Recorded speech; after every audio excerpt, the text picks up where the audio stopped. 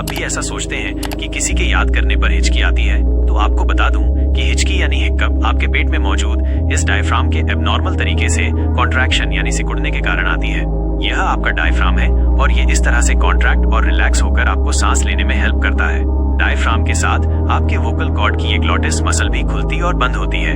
In short, diaphragm, lungs और glottis muscle तालमेल से काम करते हैं, लेकिन कभी कभी आपका डायफ्राम सही तरीके से कॉन्ट्रैक्ट और रिलैक्स नहीं कर पाता है, क्योंकि कई बार आप जल्दी जल्दी खाना खाते हो या ज्यादा कार्बोनेटेड ड्रिंक्स पीते हो, तो आपके डायफ्राम के नीचे मौजूद स्टमक इस तरह से फूल जाता है। स्टमक के फूलने से आपके डायफ्राम को सही से काम करने का स्पेस नहीं मिल पाता।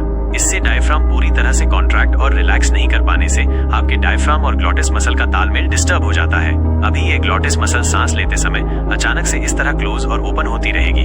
ग्लॉटिस मसल के सडन क्लोज होने की वजह से ऑक्सीजन सही से इनहेल नहीं हो पाता है और इसी वजह से हिचकी साउंड प्रोड्यूस होती है।